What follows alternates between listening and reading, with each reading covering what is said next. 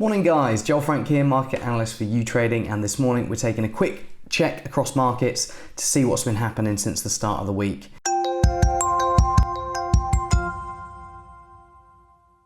So we'll start here by having a look at the S&P 500, and as you can see, this recovery that began last Thursday when we bounced from the 50-day moving average and when we bounced also from this quite long-term now uptrend for the fourth time.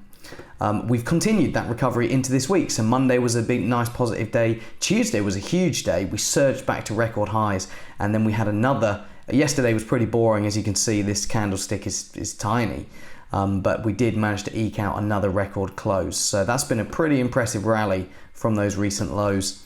In terms of why we've been able to recover, well, I mean, there's not really any specific fundamental that you can point to. Some people have been talking about the fact that there was some progress made in Congress towards further government spending, another 3.5 trillion budget, the outline of which has just passed the House, and that apparently opens the door for a 1 trillion infrastructure spending package.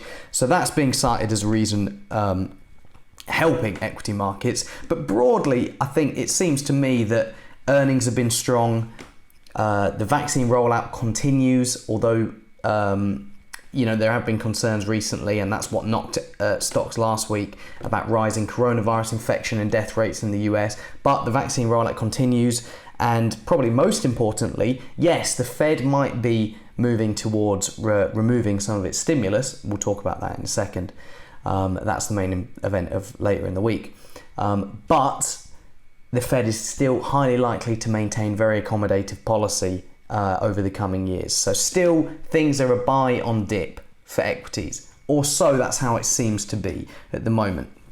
Let's look at some other asset classes, shall we? We can look at crude oil, because crude oil has seen a similarly impressive rally. In fact, it's actually nearly up 10% from this low here at the start of the week, 61.71. We're now trading near 68. So that is a really, really impressive rebound. You can see buyers came in. The 200-day moving average here is in blue. You also have this area of support from back in May. Buyers really came in, have now pushed it above this area of resistance here, which was around the 65 level. That was the 10th of August and 20th of July lows. And now we're testing that 21-day moving average. And quite a few commodity strategists I've seen have been saying that pretty much all this selling we've been seeing recently, yes, that is a fair reflection of a slight darkening in the crude oil demand outlook amid rising coronavirus cases and slowing global economic growth, or at least indications of slowing global economic growth from data. But some people were saying that this move all the way down here below 62 was overdone.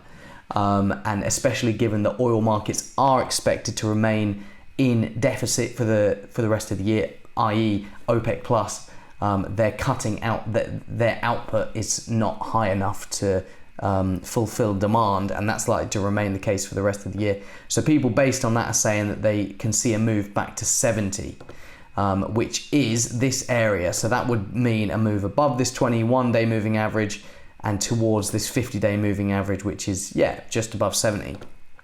So that's what's happening in crude oil. Let's have a look at the dollar.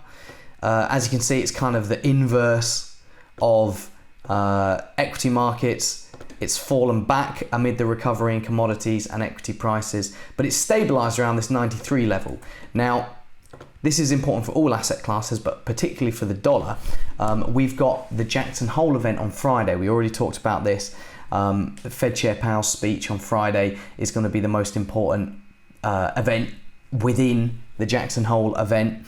Markets looking for any hints from the Fed chairman towards when the Fed might taper its QE program, pretty much, or what that might look like, how soon that might come, how quickly they might taper.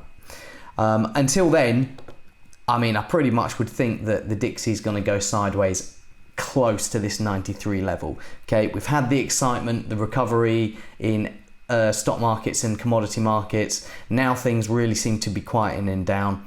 And then obviously if Powell does come across more hawkish. He does hint towards an imminent start to the taper. Well, then that, a lot of FX strategists seem to think, could be the trigger for the dollar to press on higher again. Obviously, if he's dovish and citing coronavirus concerns, well, then that could be the opposite. And then we could come test these lows from back in, the start of August. Finally, gold, pretty much linked to the dollar, to be honest.